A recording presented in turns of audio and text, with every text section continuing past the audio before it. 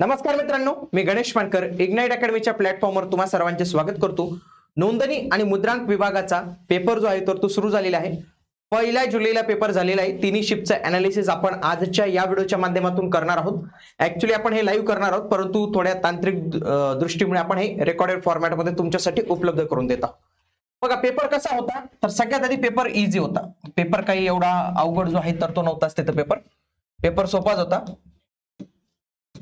पुढे पेपरला टाइम पुरतो का, याचं उत्तर आहे यस आणि याचं उत्तर आहे नो। नो म्हणजे फक्त जो शेवटचा सेक्शन आहे ना, लास्ट सेक्शन ज्याच्यात आहे रिझनिंग, फक्त त्याला टाइम पुरत नाही। बाकी सगळ्यांना टाइम जो आहे तर तो सफिशियंट होतो। कोणता सेक्शन सर्वात जास्त अवघड आहे, तर तो आहे रिझनिंगचा सेक्शन। सगळ्यात जास्त जो आहे तर तो अवघड किंवा सॉल्व्ह करायला थोडा डिफिकल्ट जातो। आणि पुढील तयारी कशी करावी याचं उत्तर आता तुम्हाला जे आहे तर ते व्हिडिओमध्ये जे आहे तर ते मिळणार आहे। आपण सर्व प्रश्न त्यांच्याशी आजूबाजूची रिलेटेड माहिती जाणून घेणार आहोत, ज्याच्या माध्यमातून तुमची जी इतर जी शिफ्ट असेल त्याला नक्की जो आहे तर तो फायदा होणार आहे। चला तर सुरुवात करूया आपण। तर सर्व प्रश्नांचे अनालिसिस आपण घेणार आहोत। तत्पूर्वी नोंदणी आणि मुद्रांक विभागासाठी आपली ऑनलाईन टेस्ट सिरीज जी आहे तर ती अवेलेबल आहे। ज्यांचा पेपर भविष्यात असेल तर त्यांनी नक्कीच ही टेस्ट सिरीज जी आहे तर ती ते जॉईन करू शकतात। या टेस्ट सिरीज मध्ये 5 पर्याय आहेत। IBPS पॅटर्न आहे आपला आणि सेक्शनल टायमिंग आहे 30 मिनिटाचं। तर हे तिन्ही फीचर्स असलेली ही एकमेव टेस्ट सिरीज तुम्हाला इथे बघायला मिळते। याची फीस जी आहे आपण 50% ऑफने 199 ला आपण देत आहोत या 5 टेस्ट सिरीज। आणि तुमच्या माहितीसाठी आणखी एक तुमच्यासाठी एक चांगली न्यूज अशी आहे, याच्यात जर तुम्ही कोड वापरला ना तर तुम्हाला आणखी 10% एक्स्ट्रा डिस्काउंट मिळेल। तर तो कोड आहे GM10, म्हणजे माझ्याच नावाचा कोड आहे तो। म्हणजे इग्नाइट अकॅडमी वरील कुठलाही कोर्स जर तुम्हाला घ्यायचा असेल तर तुम्ही हा जो कोड वापरला तर तिथे जी प्राइस दिसते ऑलरेडी ती डिस्काउंटेड प्राइस आहे। त्याच्यापेक्षा आणखी जर तो कोड वापरला ना तर तुम्हाला आणखी एक्स्ट्रा 10% ऑफ जे आहे तर ते मिळणार आहे। म्हणून भविष्यात इग्नाइट अकॅडमीचा कुठलाही कोर्स असेल तर त्याला GM10 हा कोड नक्की यूज करा। चला तर आपण बघूया। बघा एक्झाम पॅटर्न याच पद्धतीने आला होता ज्या पद्धतीने त्यांनी सांगितलं होतं। पहिले इंग्रजी आलं, नंतर मराठी आलं, सामान्य ज्ञान, बौद्धिक चाचणी, अंकगणित। या सेक्शनला थोडा वेळ लागतो आहे, कारण की याच्या सेक्शनसाठी 30 मिनिटं आणि प्रश्न सॉल्व्ह करायचे आहेत 25। आणि पझल सारखे प्रश्न असल्यामुळे ते थोडेसे अवघड जातात, पुन्हा 5 पर्याय असल्यामुळे ते पण विद्यार्थ्यांना थोडं जडत जातं। बाकी हे काही आपण डिस्कस करणार नाही, कारण की ते सगळं तुम्हाला माहितीच आहे। बाकी GH चे जे प्रश्न होते तर ते आपण इन डिटेल जाणून घेण्याचा जो आहे तर तो प्रयत्न करणार आहोत। लोकमान्य टिळकांनी कोणते वृत्तपत्र सुरू केले असा प्रश्न विचारलेला होता, तर त्याचं उत्तर तिथे केसरी होतं। परंतु त्यांनी आणखी एक वृत्तपत्र सुरू केलं होतं, ते होतं मराठा आणि हे होतं केसरी। लक्षात घ्या, केसरी हे जे आहे ना हे मराठी भाषेतून येत होतं आणि याचं नाव जरी मराठा असेल वृत्तपत्राचं, पण हे मात्र इंग्रजी मधून व्हायचं। आणि याची जबाबदारी स्वतः लोकमान्य टिळक जे आहेत तर ते याचेच संपादक होते। ओके, बघा वेगवेगळे जे आपण न्यूजपेपर पाहूया। बघा सगळ्यात आधी जे न्यूजपेपर आपल्याला पाहायला मिळतं तर ते आहे दर्पण। हे लक्षात ठेवायचं, हे बाळशास्त्री जांभेकरांचं होतं आणि हे 6 जानेवारी 1832 मध्ये यांनी पहिलं वृत्तपत्र जे आहे तर ते चालू केलं होतं। त्याच्यानंतर त्यांनी हे बंद पडलं। त्याच्यानंतर दिग्दर्शक नावाचं एक मासिक सुरू केलं होतं 1840 मध्ये। प्रभाकर नावाचं साप्ताहिक होतं भाऊ महाजन यांचं। बाकी हितेच्छू नाही, काळ नाही, स्वराज्य, केसरी लोकमान्य टिळक, मराठा लोकमान्य टिळक, दिनबंधू हे लक्षात ठेवा एक साप्ताहिक होतं, कृष्णराव भालेकर यांनी सुरू केलं होतं। समाज स्वास्थ्य नावाचं मासिक होतं, रघुनाथ धोंडो कर्वे यांनी जे आहे तर ते सुरू केलेलं होतं। पुढे काँग्रेस, विद्यार्थी आणि साधना हे सगळे न्यूजपेपर हे साने गुरुजी यांनी जे आहे तर ते सुरू केलेले होते। ओके, बहिष्कृत भारत हे फार महत्वाचं आहे। बहिष्कृत भारत बघा हे पाक्षिक होतं, म्हणजे 15 दिवसांनी यायचं। हे डॉक्टर बाबासाहेब आंबेडकर यांनी सुरू केलं होतं। आगरकरांनी जेव्हा केसरी हे वृत्तपत्र सोडलं त्याच्यानंतर त्यांनी सुधाकर नावाचं साप्ताहिक जे आहे तर ते सुरू केलेलं होतं। तर हे लक्षात ठेवायचं तुम्हाला। पुढे मूकनायक नावाचं पाक्षिक, प्रबुद्ध भारत या जनता आणि समता, मानवता, बहिष्कृत मेळा हे सगळे जे नाव आहेत तर हे कोणाशी संबंधित आहे, डॉक्टर बाबासाहेब आंबेडकर यांच्याशी संबंधित आहे। हे तुम्हाला लक्षात ठेवायचं, त्यांच्यावर जास्त प्रश्न इथे विचारले जातात। ओके, बाकी इथं हे महत्वाचं नाही। पुन्हा याच्यात voice of India Dadabhai Naoroji आणि राष्ट्रगुप्ता हे दादाभाई नौरोजींचे जे आहे तर ते होते। पुणे बंगाली हे सुरेंद्रनाथ बॅनर्जी यांचं होतं। पुढे इंडियन इंडिपेंडन्स नवजीवन हरिजन हे महत्वाचं होतं। हरिजन हे महात्मा गांधीजी यांनी सुरू केलं होतं। यंग इंडिया, इंडियन ओपिनियन हे त्यांनी जे आहे तर ते सुरू केलेले होते। बाकी तर हे अशा पद्धतीने जे काही महत्त्वाचे न्यूजपेपर होते तर ते जाणून घेतले। प्रश्न आलेला होता नितीन गडकरी हे कोणत्या खात्याचे मंत्री आहेत? आणि दुसऱ्या शिपला प्रश्न आला होता की महाराष्ट्राचे वनमंत्री कोण, म्हणजे मंत्रिमंडळावर आपल्याला प्रश्न इथे दिसत आहेत, तर मंत्रिमंडळाविषयी माहिती जाणून घेऊया. बघा, राजनाथ सिंग हे भारताचे रक्षा मंत्री आहेत, युद्धामध्ये महत्वाची भूमिका यांचीच असणार आहे. बघा, अमित शाह हे 2 मंत्री आहेत, एक आहे ते गृहमंत्री आहेत आणि दुसरे ते सहकार मंत्री पण आहेत, सहकार मंत्री पण आहेत ते. पुन्हा नितीन गडकरी परिवहन मंत्री आहेत. पुन्हा जयप्रकाश नड्डा हे भारताचे आरोग्य मंत्री आहेत. निर्मला सीतारामन हे भारताचे वित्त मंत्री आहेत. पुन्हा शिवराज सिंग चौहान हे भारताचे जे आहेत तर ते कृषी मंत्री आहेत. ओके, एस सुब्रमण्यम हे काय आहेत, भारताचे विदेश मंत्री आहेत. आणि श्री मनोहर लाल खट्टर हे भारताचे हाऊसिंग अँड अर्बन अफेअर्स म्हणजे शहरी विकास मंत्री आहेत आणि ऊर्जा मंत्री पण त्यांना म्हटलं जाईल. HD कुमारस्वामी हे जड उद्योग मंत्रालयाचे मंत्री आहेत. पुन्हा कॉमर्स अँड इंडस्ट्रीचे आहेत पियुष गोयल हे होते. पुन्हा जितन राम मांझी हे MSME मंत्री आहेत, MSME मंत्री आहेत. ओके, पुन्हा पंचायती राज मिनिस्टर हे आहेत लल्लन सिंग म्हणतात, हे JDU चे आहेत लल्लन सिंग. पुन्हा शिक्षण मंत्री कोण आहेत, धर्मेंद्र प्रधान जे आहेत तर ते शिक्षण मंत्री आपल्याला इथे पाहायला मिळतात. सामाजिक न्याय मंत्री कोण आहेत, डॉक्टर वीरेंद्र कुमार आपल्याला पाहायला मिळतात. सिव्हिल एव्हिएशन मिनिस्टर आता जे न्यूज मध्ये पण होतं बघा ते बोईंग मुळे, तर ते होते KR नायडू हे जे आहेत तर ते मंत्री आपल्याला इथं बघायला मिळतात. बाकी अन्य मंत्री पण आहेत इथं. रेल्वे मंत्री मेन आपल्यासाठी काय, रेल्वे मंत्री श्री अश्विनी वैष्णव हे रेल्वे मंत्री आहेत. पुन्हा मिनिस्ट्री ऑफ ट्रायबल अफेअर्स म्हणजे आदिवासी मंत्री जुवाल ओरम हे आपल्याला इथं बघायला मिळतात. भूपेंद्र यादव हे पर्यावरण मंत्री जे आहेत तर ते बघायला मिळतात. ओके,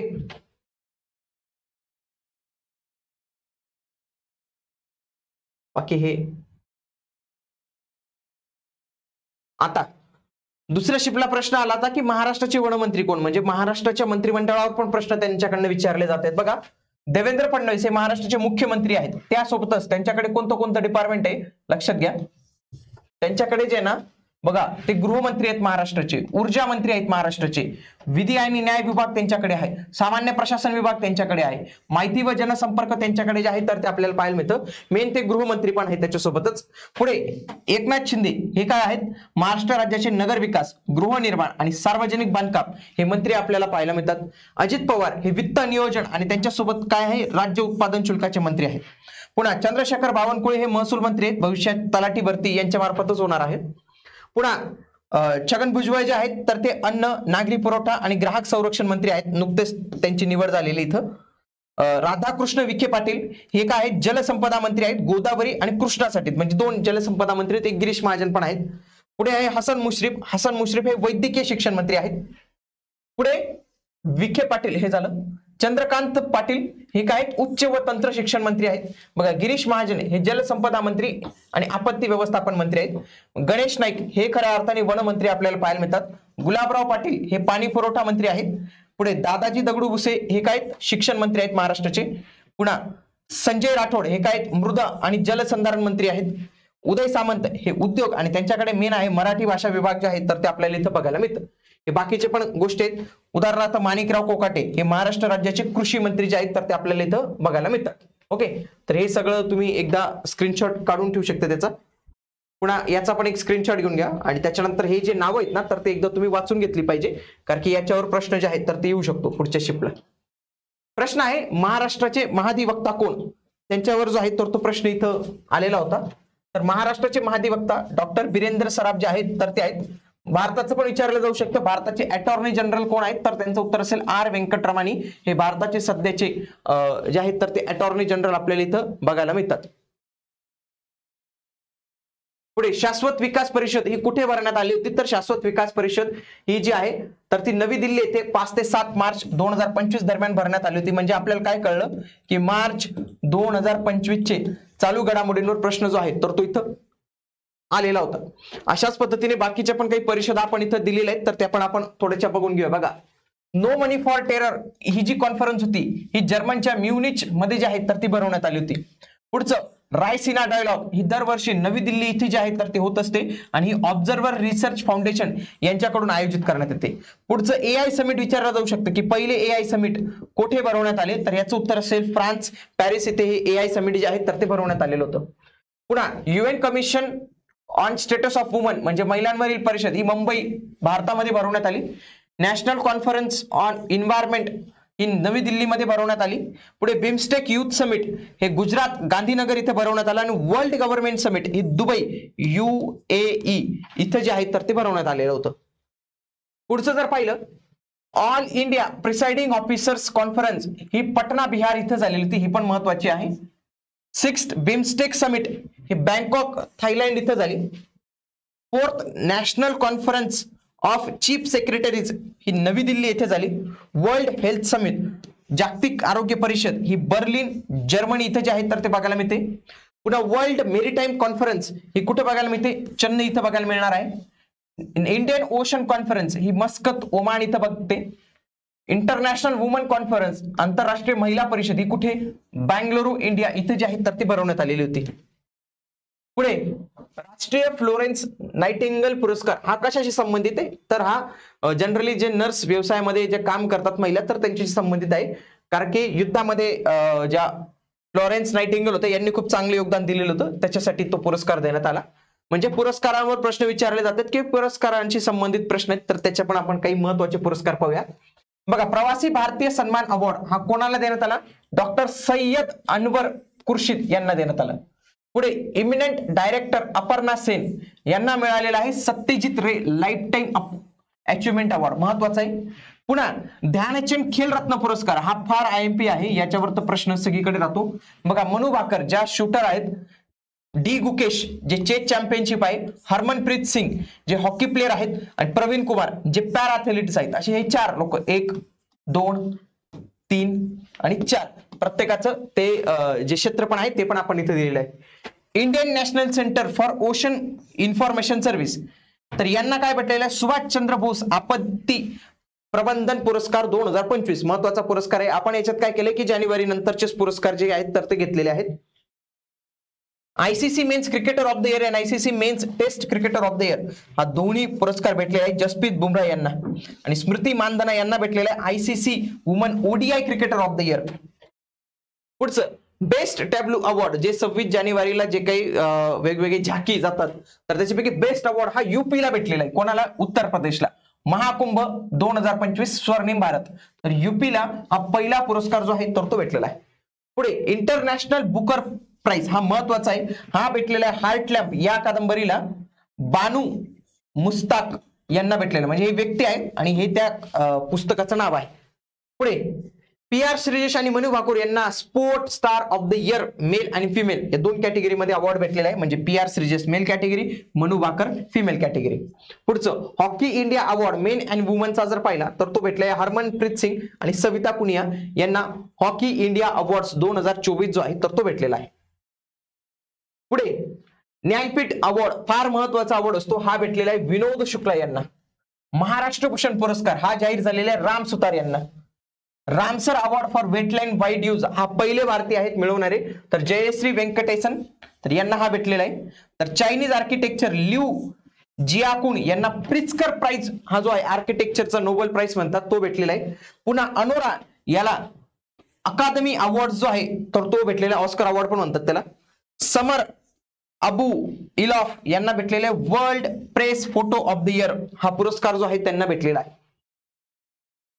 पुढचं बॉक्साईटचे सर्वात जास्त उत्पादन करणारे राज्य कोणते याच्यावर प्रश्न होता, तर याचं जे उत्तर आहे तर ते ओडिसा आहे. तर ओडिसा भारतात सर्वात जास्त बॉक्साईटचं उत्पादन करतं. 49% उत्पादन भारतातलं बॉक्साईटचं ते फक्त ओडिसा राज्यात जे आहे तर ते करतो. आता याच्यामध्ये वेगवेगळे खनिजे आणि कोणतं राज्य प्रथम आहे त्याच्याविषयीची माहिती दिलेली. बघा, लोखंड आयन ज्याला आपण म्हणतो याचं सगळ्यात जास्त उत्पादन घेणारं राज्य आहे ओडिसा आणि सगळ्यात जास्त साठा पण ओडिसामध्येच आहे. मॅग्नीज हे जर पाहिलं तर मध्य प्रदेश नंबर 1 आहे पण ओरिसामध्ये सगळ्यात जास्त साठा आहे. पुन्हा क्रोमाइट मध्ये पण ओरिसा जे आहे तर ते नंबर 1 आपल्याला इथं पाहायला मिळतं. निकेल मध्ये नंबर 1 आहे ओरिसा. कोबाल्ट मध्ये नंबर 1 आहे झारखंड. बॉक्साईट मध्ये नंबर 1 कोण आहे, ओरिसा. 2, 3 काही वाचून ठेवायचे नाही, फक्त नंबर 1 वालेच आपण वाचून ठेवू. तांबे कॉपर मध्ये मध्य प्रदेश हे राज्य आपल्याला नंबर 1 जे आहे तर ते बघायला मिळतं. सोने गोल्ड मध्ये हे आपलं KGF. चांदीमध्ये राजस्थान नंबर 1 आहे. पुन्हा लीड पारा ज्याला आपण म्हणतो शिसे आय थिंक राजस्थान. छत्तीसगड एकाच ठिकाणी बघायला मिळतं. मॅग्नेशियम याच्यामध्ये तामिळनाडू जे आहे तर ते नंबर 1 बघायला मिळतं. पुन्हा चुनखडीचं सगळ्यात जास्त उत्पादन कुठं होतं? राजस्थान इथे. अभ्रक आंध्र प्रदेश इथे. डोलोमाइट छत्तीसगड इथे. ऍस्बेस्टॉस राजस्थान इथं बघायला मिळतं. पुन्हा कायनाइट झारखंड, जिप्सम राजस्थान आणि हिरा मध्य प्रदेश. फक्त एकमेव हिऱ्याचं उत्पादक राज्य आपल्याला पाहायला मिळतं. आपण थोडंसं फास्ट पद्धतीने घेत आहोत कारण की विद्यार्थ्यांना वेळ पण कमी आहे. आपण जर याच्यात फार लिहून वगैरे हे जर केलं ना तर ते लईच आपला जो आहे तो वेळ निघून जाईल. पेट्रोलियम महाराष्ट्रात बघायला मिळतं. Uranium Andhra Pradesh, thorium Kerala. ही जोडी लक्षात ठेवा. पहिला मुघल बादशाह कोण होता? तर तो होता बाबर. आपल्याला पाहायला मिळतो बाबर जो आहे तर तो त्यांनी इब्राहिम लोधीचा पराभव करून भारतात मुघल सत्ता केली आणि बाबरने तुर्की भाषेत तुजुक ए बाबरी नावाचे आत्मचरित्रही लिहिले होते. कोणत्या भाषेत? तुर्की या भाषेत लिहिलेलं होतं. भारतातील पंचायत राज किती स्तराचे आहे? तर ते 3 स्तराचे आहे. 3 स्तर आहेत. त्याच्यामध्ये झेडपी आहे, पंचायत समिती आहे आणि ग्रामपंचायत आहे. तर असे हे आपल्याला 3 म्हणजे ग्राम स्तरावर असे 3 स्तरीय आपली पंचायत राज व्यवस्था जी आहे तर ते आपल्याला इथं बघायला मिळते. पंचायत राज व्यवस्थेच्या संदर्भातल्या वेगवेगळ्या समिती आहेत जसं की बलवंतराय मेहता समिती, अशोक मेहता समिती, GVK राव समिती, LM सिंघवी समिती. विचारलं की समिती कशाशी संबंधित आहे तर हे पंचायती राज संबंधित आपल्याला इथं बघायला मिळतात. पुढचं आहे महाराष्ट्रातील जांभी मृदा. याच्यावर जो आहे तो प्रश्न आलेला होता.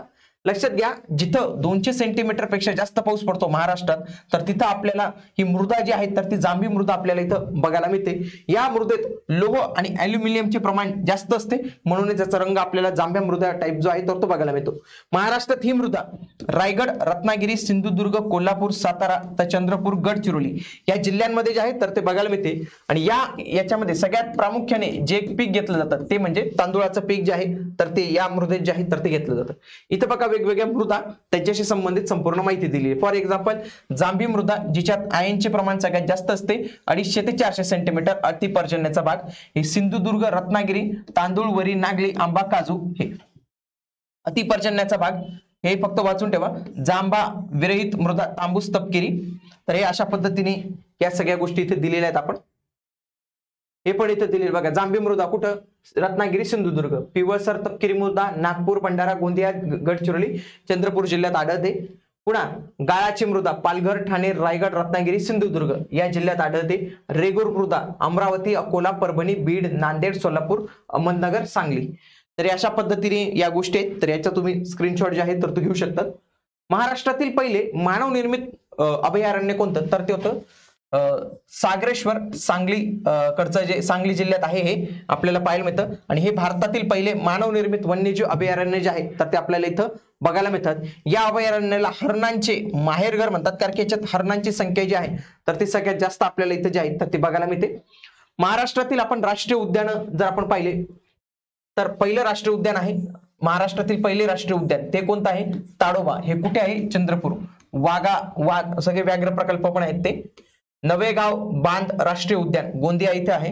पंडित जवाहरलाल नेहरू पेंच म्हणतात त्याला, नागपूर येथे आहे. संजय गांधी राष्ट्रीय उद्यान मुंबई उपनगर बोरीवली इथे आहे. गुगामल राष्ट्रीय उद्यान सर्वात मोठे आहे तर ते आहे अमरावती. आणि चांदोली राष्ट्रीय उद्यान हे सांगली, सातारा, कोल्हापूर इथं बघायला आपल्याला जे आहे तर ते बघायला मिळतं. पुढचं दाजीपूर राधानगरी अभयारण्य हे कोल्हापूर येथे आणि गव्हासाठी ते प्रसिद्ध आहे. सागरेश्वर सांगली पाहिलं. अंधारी व्याघ्र प्रकल्प चंद्रपूर, वाघ. पुढे बेकिंग सोडाचा फॉर्म्युला जो आहे तर तो काय आहे?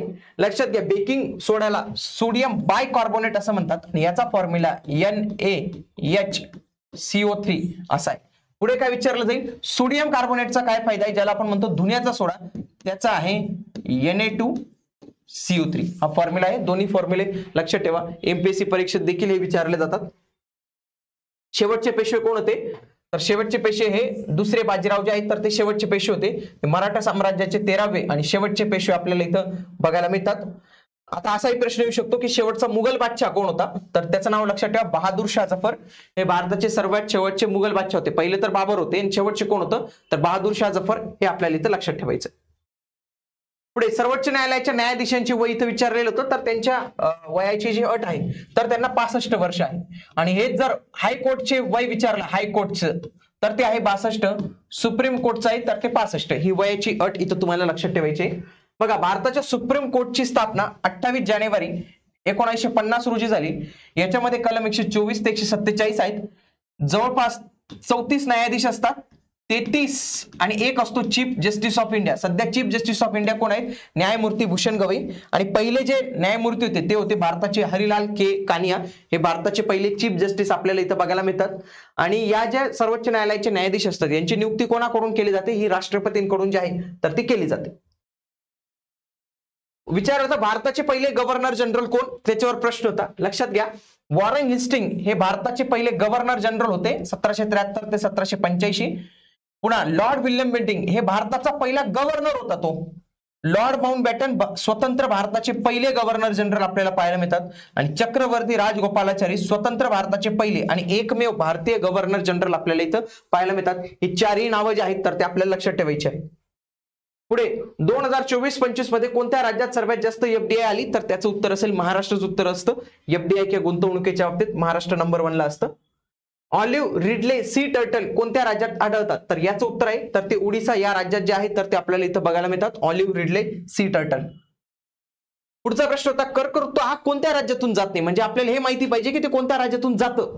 तर त्याच्यानंतर प्रश्न येणार नाही. बघा, गुजरात, राजस्थान, मध्य प्रदेश, छत्तीसगड, झारखंड, पश्चिम बंगाल, त्रिपुरा आणि मिझोराम. बघा, गुजरात, राजस्थान, मध्य प्रदेश, छत्तीसगड, झारखंड, पश्चिम बंगाल, त्रिपुरा आणि मिझोराम या राज्यातून कर्कवृत्त जो आहे तर तो जातो. असाही प्रश्न येईल की भारताची प्रमाणवेळ ही कोणत्या राज्यातून जाते किंवा कोणत्या राज्यातून जात नाही? तर कोणत्या राज्यातून जाते माहिती पाहिजे. उत्तर प्रदेश, मध्य प्रदेश, छत्तीसगड, ओडिसा, आंध्र प्रदेश या राज्यातून ती जाते. आपल्याला हे माहिती पाहिजे. भारताची प्रमाणवेळ हे 82 डिग्री 30 म्हणजे आहे तर ते त्याला गेलेले आणि ते मिर्जापूर या शहरातून गेलेले उत्तर प्रदेशच्या. काझीरंगा राष्ट्रीय उद्यान हे कशाशी प्रसिद्ध आहे? तर त्याचं उत्तर आहे एक शिंगी गेंडा याच्याशी जे आहेत तर ते संबंधित आहे. ओके, आता याच्यामध्ये जर पाहिलं मध्य प्रदेश मधील कान्हा राष्ट्रीय उद्यान हे दलदली भागातील हरिण म्हणजे बारसिंगासाठी प्रसिद्ध आहे. केरळमधील पेरियार राष्ट्रीय उद्यान हे हत्तीसाठी प्रसिद्ध आहे. पश्चिम बंगालमधील सुंदरबन राष्ट्रीय उद्यान हे रॉयल बेंगॉल व्हाईट टायगर जो म्हणतो त्याच्यासाठी प्रसिद्ध आहे. गुजरातमधील गिर राष्ट्रीय उद्यान हे सिंहांसाठी प्रसिद्ध आहे. गुजरातच्या कच्छ मधील रणातील वन्य गाढव अभयारण्य हे जंगली गाढवांसाठी जे आहे तर ते प्रसिद्ध आहे. तर ते इतरही याच्याविषयी आपण माहिती जी आहे तर ती जाणून घेतली. पुढचं, पुणे जिल्ह्यात खालीलपैकी कोणते तालुके आहेत? ते पुणे जिल्ह्यात एकूण 14 तालुके आहेत. त्याच्यामध्ये पुणे आहे, हवेली आहे, खेड, आंबेगाव, जुन्नर, शिरूर, दौंड, इंदापूर, बारामती, पुरंदर, भोर, वेल्हे आणि मुळशी, मावळ. तर हे आपल्याला तालुके जे आहेत तर ते बघायला मिळतात. 14 तालुके आहेत. राष्ट्रीय आणीबाणी कोण जाहीर करू शकतो? तर याचं उत्तर आहे भारताचे राष्ट्रपती ही राष्ट्रीय आणीबाणी जी आहे तर ते जाहीर करू शकतात. भारतीय राज्यघटनेच्या कलम 352 नुसार राष्ट्रीय आणीबाणी भारतीय राज्यघटनेच्या कलम 356 अंतर्गत राज्यात राष्ट्रपती राजवट लागू करण्यात येते आणि आर्थिक आणीबाणी कलम 360 नुसार जी आहे तर ते लागू करण्यात येते. आतापर्यंत 3 वेळा राष्ट्रीय आणीबाणी घोषित केलेली आहे. 1962 चीन युद्ध, 1971 पाकिस्तान युद्ध आणि 1975 अंतर्गत आणीबाणी जी आहे तर ती इंदिरा गांधीजी सरकार यांनी लागू केलेली होती. मूलभूत हक्कांचे प्रकार याच्यावर आलेले तर 6 प्रकारचे मूलभूत हक्क 7 होते. ते एक जे तो संपत्तीचा अधिकार तो काढून टाकण्यात आला. तर आता 6 प्रकारचे मूलभूत हक्क आपल्याला इथं जे आहे तर ते बघायला मिळतात. तर याच्यात वेगवेगळे मूलभूत हक्क आहेत. जसं की पहिला हक्क आहे राईट टू इक्वॅलिटीचा, समानतेचा हक्क, कलम 14 ते 15. स्वातंत्र्याचा हक्क राईट टू फ्रीडम हा 19 ते 22 आहे. शोषणाविरुद्धचा हक्क राईट अगेन्स्ट एक्सप्लॉयटेशन हा 23-24 आहे. पुढे आहे धर्म स्वातंत्र्याचा हक्क right to freedom of religion 25 ते 28. संस्कृती आणि शैक्षणिक हक्क कल्चरल अँड एज्युकेशनल राईट्स हे 29 ते 30 आहेत. आणि संविधानिक उपाययोजनेचा हक्क राईट टू कॉन्स्टिट्युशनल रेमेडीज हा कलम 32. असे हे 6 प्रकार आपल्याला पाहायला मिळतात. संपत्तीचा एक कलम होतो तो आपण काढून टाकलेला आहे. अन्य पण प्रश्न होते जसे की डोळ्यांच्या भिंगावर प्रश्न होता. चाणक्य राजाचा प्रधान कोण? तर तो म्हणजे कोणत्या राज्याचा प्रधान होता ते विचारलं होतं. 1 एप्रिल कोणत्या राज्याचा स्थापना दिवस आहे? तो आरबीआय आहे. कुत्रा चावल्याने कोणता रोग होतो? रेबीज रोग होतो. सर्वात जास्त एआय बेस इन्व्हेस्टमेंट कोणत्या राज्यात आली? तर ती महाराष्ट्र असेल मे बी. आणि महाराणी येसूबाई या कोणाच्या पत्नी होत्या? छत्रपती संभाजी महाराज यांच्या पत्नी होत्या. एड्स हा रोग कोणत्या विषाणूमुळे होतो? तर तो HIV हा विषाणूमुळे होतो. ह्युमन इम्युनोडिफिशियन्सी व्हायरस HIV याच्यामुळे हा आजार होतो. पुन्हा डेंग्यूवर प्रश्न येऊ शकतो, तर डेंग्यूसाठी फ्लॅव्ही व्हायरस नावाचा एक प्रकार आहे आणि डेंग्यू हा ऍडेस नावाची माशी चावल्यावरच जो आहे तर तो होत असतो. चिकनगुन्यासाठी चिकनगुन्याचा व्हायरस आहे, याच्या पण ऍडेस नावाची डास चावलं तर होतो. स्वाईन फ्लू साठी H1N1 नावाचा व्हायरस आहे. हेपॅटायटिस ABC हे कशाशी संबंधित आहे, यकृताशी म्हणजे पोटाशी संबंधित तुम्ही आजार म्हणू शकतात. रेबीज साठी रेबीज हा असतो कुत्रा चावल्याने रेबीज आजार जो आहे तर तो होत असतो. कापूर जाळण्याच्या प्रक्रियेला काय म्हणतात, त्याला सब्लिमेशन म्हणतात. सब्लिमेशन का म्हणतात, कारण की तो असतो सॉलिड जेव्हा आपण जातो आणि तो डायरेक्ट गॅसमध्ये जातो. म्हणजे जनरली काय होतं, तुम्ही जर बर्फ वितळला तर सॉलिडचा काय होतो, बर्फाचा काय होतो, पाणी होतं आणि पाण्याला आणखी जास्त गरम केलं तर ते वाफेच्या स्वरूपात गॅसमध्ये जातं, परंतु हा सॉलिड तो डायरेक्ट गॅसमध्ये जातो, म्हणून याला सब्लिमेशन जे आहे तर ते म्हणत असतात. मंगोलियाची राजधानी काय, तर याचं उत्तर आहे उलान बाटार ही त्याची राजधानी आहे. तर बाकीच्याही राजधानी विचारू शकतात. बघा, इंग्लंडची राजधानी आहे लंडन, जपानची आहे टोकियो, जर्मनीची आहे बर्लिन, चीनची आहे बीजिंग, ऑस्ट्रेलियाची कॅनबरा, खूप सारे लोक सिडनी लिहितात बरं का, सिडनी नाही आहे त्याचं कॅनबरा, कॅनडाची आहे ओटावा, फ्रान्सची आहे पॅरिस, ब्राझीलची आहे ब्रासिलिया. काय, ब्रासिलिया. पुढे हे मध्य आशियातील देश त्याच्याशी संबंधित आणखी काही विचारलं होतं की कझाकिस्तानची राजधानीला नवीन नाव दिलेले नूर सुलतान, त्याची वेगळे अंटाका म्हणून काहीतरी नाव होतं. Uzbekistan Tashkent, Tajikistan Dushanbe, Turkmenistan Ashgabat आणि किर्गिस्तान याची राजधानी बिस्बेक. हे आपल्याला मध्य आशियातील देश होते त्याच्याशी संबंधित बघायला मिळते माहिती. तर अशा पद्धतीने आपण जे आहे तर ते संपूर्ण माहिती जाणून घेतली. तर first shift, second shift, third shift मध्ये हे आलेले प्रश्न आणि त्यांचं डिटेल एक्सप्लेनेशन जे तुम्हाला इतर जे शिफ्ट असतील त्याच्यासाठी नक्कीच कामात येणार आहे. तुम्हाला इन्फॉर्मेशन ही कशी वाटली हे नक्की आम्हाला कमेंट बॉक्समध्ये कळवा. आणि तुम्हाला वाटत असेल की अशाच पद्धतीचे सेशन आपण घेऊन यावे तर कमेंट बॉक्समध्ये नक्की तुम्ही यस जे आहे तर ते टाईप करा, म्हणजे ज्याच्या माध्यमातून भविष्यातही म्हणजे 2 तारखेला पेपर होईल, 3ला होईल, तर त्याच्याचं पण आपण डिटेल एक्सप्लेनेशन युट्यूबला जे आहे तर ते घेऊन येणार आहोत. आणि नोंदणी आणि मुद्रांक विभागाची परीक्षा ज्यांची बाकी असेल त्यांनी नक्कीच आपली ऑनलाईन टेस्ट सिरीज जॉईन करावी, ज्याच्या माध्यमातून जो सेक्शनल टायमिंग आहे, जे 5 पर्यायचं पर्याय आहेत, त्याच्यानंतर आता जो पॅटर्न येतोय ना त्याच धर्तीवर आपण ही संपूर्ण टेस्ट सिरीज जी आहे तर ते डिझाईन केलेली, तर त्याच डिझाईन केलेल्या टेस्ट सिरीजला तुम्ही नक्की एनरोल करू शकतात. एनरोल करण्यासाठी इग्नाइट अकॅडमीचं ऍप्लिकेशन डाउनलोड करा, तसेच या नंबरला तुम्ही कॉल करू शकतात. आणि जर तुम्हाला आणखी एक्स्ट्रा डिस्काउंट पाहिजे असेल तर GM10 नावाचा कोड यूज करा आणि एक्स्ट्रा 10% डिस्काउंट मिळवा. भेटूया आता आपण पुढील व्हिडिओमध्ये. तोपर्यंत जय हिंद, जय महाराष्ट्र, धन्यवाद.